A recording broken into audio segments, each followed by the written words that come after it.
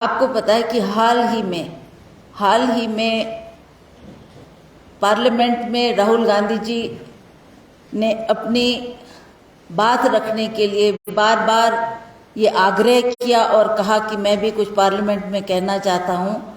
उन्होंने उठकर अदानी जी के बारे में सवाल किए और प्रधानमंत्री जी के सामने कई प्रश्न रखे कि ये कुछ प्रश्न है जिसके जवाब मैं चाहता हूँ।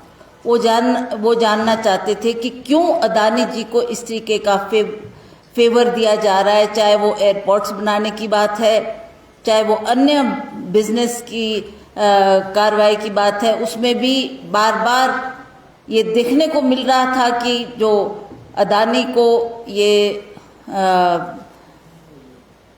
आपने जंप दिया है, कहाँ थे वो और कहाँ से कहाँ पहुँचाए। यहाँ तक कि प्रधानमंत्री विदेश यात्रा पर उनको साथ ले जा रहे हैं, विदेश यात्रा में बाहर के लोगों से उनको इंट्रोड्यूस कर रहे हैं और वहाँ भी वो उनको कहा जा रहा है कि ये जो हमारे बिजनेस के बड़े भारी टाइकून है, इस तरीके की उनकी इंट्रोडक्शन बाहर के देशों में भी दी गई। तो इससे साफ जाहिर है कि प्रधानमंत्री जी भी चाहते हैं कि उनको प्रोजेक्ट किया जाए और उनको इन कामों को दिया जाए। भारतवर्ष में तो दे ही रहे हैं, परंतु विदेश में भी इस तरीके का उन्होंने कई जगह ये संदेश दिया है। और अब हम ये जो राहुल गांधी जी ने प्रश्न किया पार्लियामेंट में, उन्होंने ये बार बार पूछा और कम से कम 40-45 मिनट की जो चर्चा राहुल जी ने पार्लियामेंट में की, उसमें भी उनको बार बार यही प्रश्न पूछते गए कि मैं ये जानना चाहता हूँ कि ये ऐसा क्यों किया जा रहा है और क्यों इनको प्रमोट आप कर रहे हैं।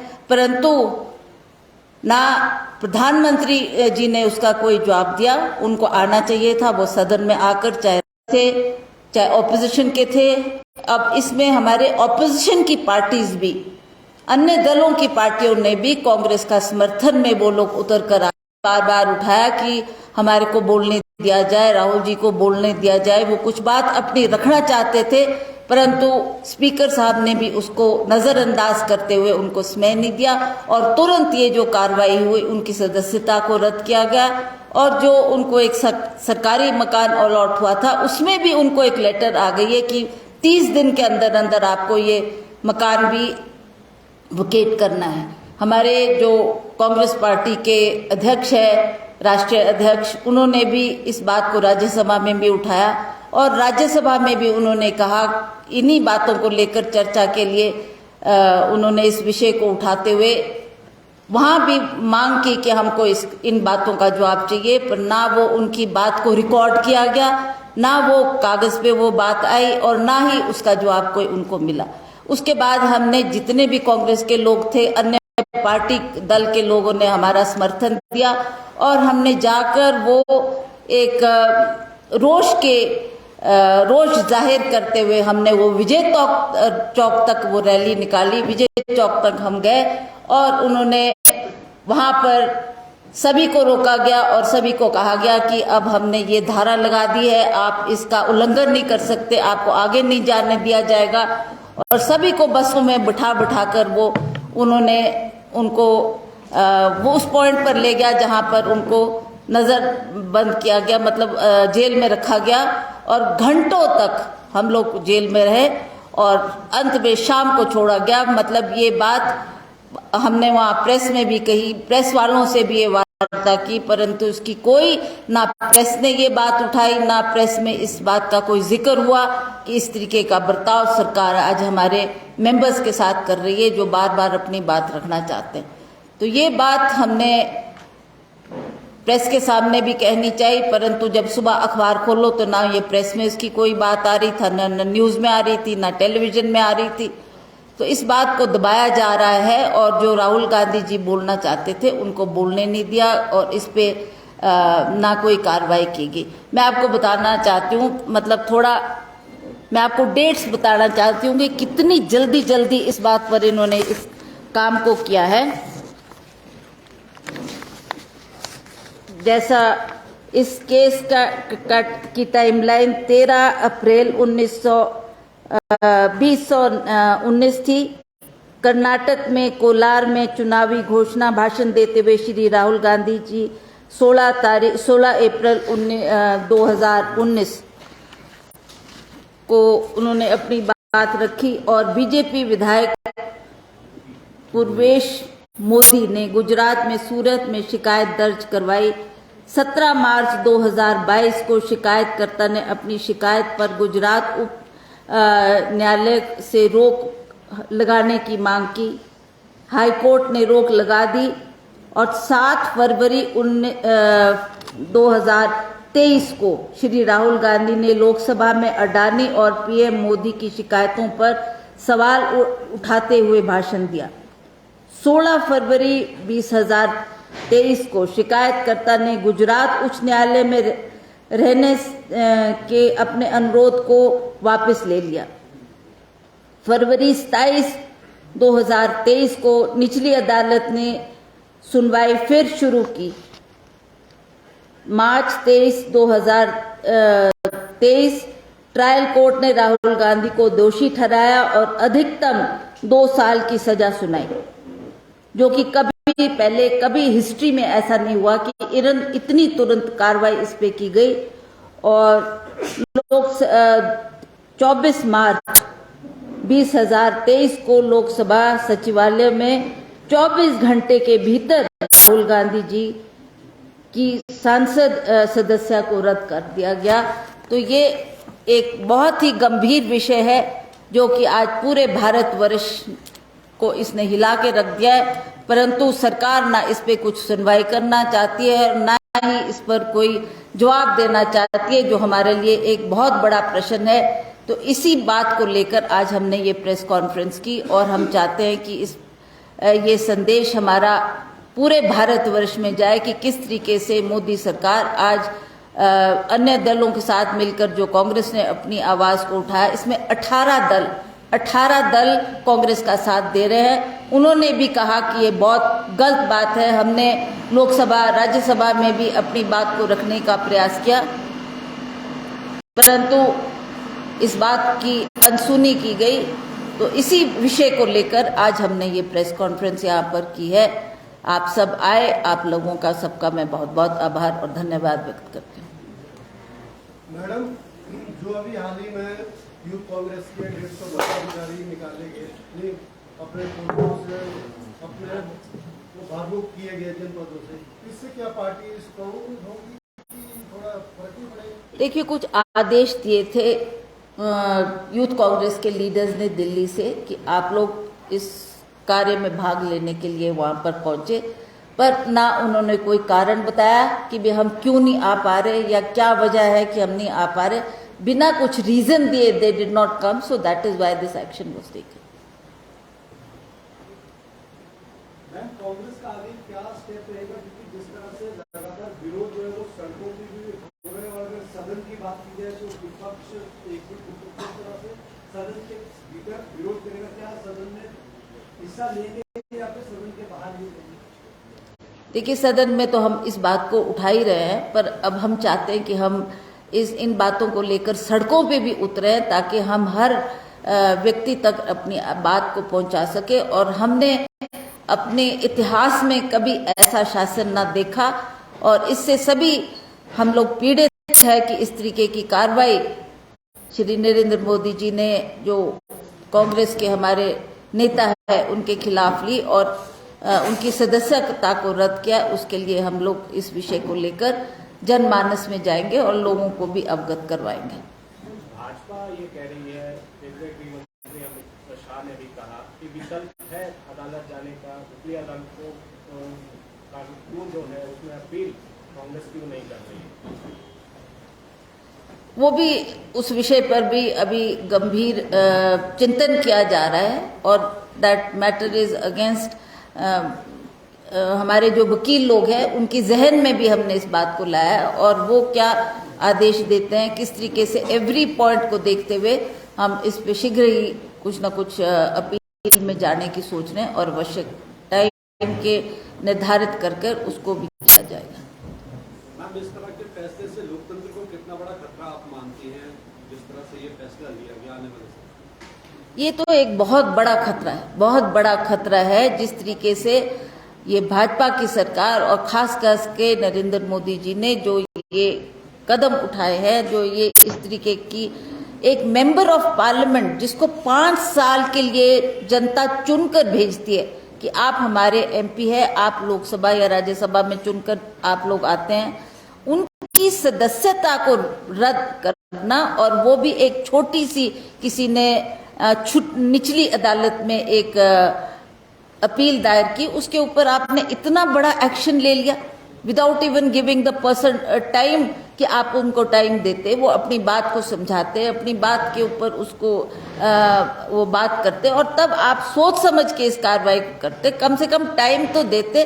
आपने निर्णय इस पे इतनी शीघ्रता से लिया है कि इससे पूरा देश स्तब्ध है कि ये किस तरीके का की सरकार केंद्र में चल रही है। मैडम, भाजपा नेता सुब्रमण्यम स्वामी जी ने नागरिकता पे सवाल उठाए हैं राहुल गांधी, तो आपका क्या कहना है? ये तो बहुत ही दुर्भाग्यपूर्ण बात है कि इस तरीके की सदस्यता पर आप लोग मतलब वो इस टिप्पणी कर रहे हैं इस विषय पर। हिमाचल में किस तरह का प्लान ऑफ एक्शन है? क्या विरोध प्रदर्शन जिस तरह से निर्देश है कांग्रेस आला कमान की तरफ से 1 महीने तक जो है प्रदर्शन किया जाएगा, तो यहाँ किस तरह आपका प्रोटेस्ट रहने वाला है? आज 9 जगह पर प्रेस कॉन्फ्रेंस की जा रही है। देखिए, हमको ये जो 1 महीने का टाइम दिया गया है, we have to also call अपने डिस्ट्रिक्ट लेवल के हम लोग जो हमारे कांग्रेस के पदाधिकारीगण है और ब्लॉक के हैं, इनको हम बुलाएंगे और इनको 3-4 दिन में सारा प्रोग्राम चॉकआउट किया जाएगा और उनको क्या निर्देश दिया जाएगा वो उनको बताया जाएगा किस तरीके से आपने इस कार्यक्रम को हर क्षेत्र में करना है। That we will do and we will follow it till 1 month. National leaders भी आएंगे, नेशनल रैली के लिए बड़ी जो रैली क्या? स्टेट लेवल, ठीक है, तो उनकी जहाँ जहाँ ड्यूटी लगी है वहाँ वहाँ वो लोग जाएंगे एंड देन दे विल, जैसा निर्देश आएगा वैसा वो लोग, अगर उनको कोई निर्देश दिया जाता है कि आप हिमाचल प्रदेश जाएं तो वो भी आएंगे और जहाँ की उनकी ड्यूटी लगती है वहाँ जाकर वो इस बात को अवश्य लोगों के बीच में रखेंगे। मैम, जिस तरह से ये पूरा प्रकरण हुआ, क्या लगता है राहुल गांधी की जो लोकप्रियता बढ़ रही है, चाहे भारत जोड़ो यात्रा है और 2024 के चुनावों से जो है वो कहीं ना कहीं बौखलाहट लग रहा है आप लोगों को? देखिए, ये बौखलाहट का ही एक सिम्टम है कि जिस तरीके से आपने एक हमारे मेंबर ऑफ पार्लियामेंट जिन्होंने एक जब देखा, मैं आपको ये बताना चाहती हूँ कि इससे पहले भी जो हमारी पार्लियामेंट में राहुल गांधी जी ने अपनी बात रखने के लिए ये बात शुरू की थी, परंतु तब भी उनको वो बात नहीं कहने दी गई। बार बार कांग्रेस के लोगों ने उठकर भी ये बात कही कि हमारे लीडर राहुल गांधी जी कुछ कहना चाहते हैं, पर उनको बोलने नहीं दिया गया। अंततः चाहे वो कहीं भी विधानसभा की बात हो, चाहे लोकसभा की बात हो, चाहे राज्यसभा की बात हो, इस बात को कहने नहीं दिया जा रहा था और इस एक घुटन हम लोग महसूस कर रहे थे। तो राहुल गांधी जी ने ये फैसला किया कि मैं जाकर एक भारत जोड़ो यात्रा करूंगा, जिससे मैं लोगों से संपर्क करूंगा, आम आदमी जो होगा उससे मेरा डायरेक्ट कांटेक्ट होगा, डायरेक्ट बातचीत होगी। I will go and he started this यात्रा फ्रॉम कन्याकुमारी टू श्रीनगर, और वो चाहते थे कि जिस तरीके से बेइंसाफी की जा रही है लोगों पर, जिस तरीके से उनकी आवाज़ को नहीं सुना जा रहा, उनको बोलने का मौका नहीं दिया जा रहा, तो उन्होंने इसी बात को ध्यान में रखते हुए एक कम से कम 4000 किलोमीटर उन्होंने पैदल यात्रा की और लोगों से संपर्क बनाया, डायरेक्ट कांटेक्ट बनाया और लोगों की बात को भी सुना और अपनी बात भी उन्होंने लोगों से कही। तो इससे ये जो मोदी सरकार है, ये थोड़ी इनमें एक बौखलाहट भी आई और ये डरे हुए भी है कि किस तरीके का एक्शन इन्होंने लिया है, जिससे ये भारत जोड़ो का इम्पैक्ट वो देख रहे थे। और जगह जगह से ये फीडबैक आ रहा था कि कांग्रेस के साथ बहुत से लोग जो पहले अपनी बात नहीं पहुंचा सकते, उनको राहुल गांधी जी मिल रहे हैं, उनकी बात सुन रहे हैं, अपनी बात उनसे कह रहे हैं। तो इसका इम्पैक्ट जो पड़ा है उससे बौखलाहट भी आई है इस सरकार को, और उन्होंने जो ये देखा कि इसका इम्पैक्ट क्या अगले चुनाव पर 2024 के चुनाव में पड़ने जा रहा है, उसके लिए इन्होंने इस तरीके की एक जो कार्रवाई की है, ये बहुत ही एक शर्मनाक बात है और दुखदायक बात है पूरे देशवासियों के लिए कि एक चुने हुए व्यक्ति को आप इस तरीके से उनकी सदस्यता को रद्द कर सकते हैं। मैम, बिहार में भी इसी तरह का एक डेफेमेशन केस दर्ज हुआ है। उस वक्त के पूर्व मुख्यमंत्री सुशील मोदी जी ने ये मामला दर्ज किया है। उस पर राहुल गांधी को नोटिस भी हुआ था। 12 तारीख को अगली पेशी है। तो क्या आप मानती हैं इस तरह के मामले देश में जगह जगह बढ़ेंगे और क्या आपको लगता है राहुल गांधी और स्ट्रेंथन होंगे और लोग उनके साथ जुड़ेंगे? डेफिनेटली, जैसा मैंने अभी आपको कहा कि जो ये पैदल यात्रा उन्होंने की है उससे भी उनको बल मिला है और एक डायरेक्ट जो लोग संपर्क चाहते थे कि हमारे से डायरेक्ट संपर्क करें, हम इजीली उनसे मिल सकें, उसका इम्पैक्ट भी पड़ा है और इसका फायदा राहुल जी को अवश्य मिला है। और डेफेमेशन के जो इस तरह के मामले जगह जगह पोस्ट पे किए जा रहे हैं, क्या आप समझती हैं मिसयूज ऑफ मिनिस्ट्री है? ऑब्वियसली आप ये देख ही रहे हैं कि मिसयूज ऑफ पावर हुआ है with him also. Whenever he wanted to raise his voice he was not allowed, whether in parliament और वेदर आउटसाइड। आप अपनी बात ही नहीं कह पा रहे तो उन्होंने फिर ये रास्ता चुना कि मैं भारत जोड़ो यात्रा में जाकर लोगों से डायरेक्ट संपर्क बनाकर लोगों की बात सुनूंगा भी और लोगों से बात भी करूंगा। उसका इम्पैक्ट को देखते हुए इस तरीके की कार्रवाई केंद्र सरकार ने जो की है वो बहुत ही एक शर्मनाक बात है। लोकतंत्र की हत्या उठकर आ रही है। राहुल गांधी तो केंद्र सरकार और भाजपा के निशाने पर है ही और कांग्रेस ये आरोप भी लगा रही है। क्या आपको क्या दोबारा बोलो तो प्लीज? एक तो ये सवाल बार बार कांग्रेस भी उठा रही कि राहुल गांधी तो केंद्र सरकार और भाजपा के निशाने पर है। दूसरा जो ये कहा जा रहा है कि ये जो मेन मुद्दे हैं उनसे ध्यान भटकाने के लिए राहुल गांधी को टारगेट किया जा रहा है। बिल्कुल बिल्कुल, कई अन्य विषय भी है और उससे सरकार का या लोगों का ध्यान भटकाने के लिए आज ये एक मुद्दा बनकर, बड़ा मुद्दा बनकर जो लोगों के सामने ये रखा जा रहा है कि हम राहुल गांधी को टारगेट करेंगे, लोकतंत्र की हत्या करेंगे, कर रहे हैं। और इस तरीके से जो ये संदेश पूरे देश में जा रहा है वो लगता है कि आप लोकतंत्र में जहां पर एक डेमोक्रेसी है, डेमोक्रेटिक वे से हम अपनी बात रखना चाह रहे हैं, आपने एक डिक्टेटर बनकर पूरे भारतवर्ष में जो ये संदेश दिया है कि आपकी आवाज को सुना जाएगा, आप जैसा चाहते हैं वो किया जाएगा। तो this is how a dictator behaves. It long time ago we heard this in history कि Hitler was a big dictator. So similarly it is very very unfortunate कि हमारे देश में भी एक इस तरीके का डिक्टेटरशिप का जो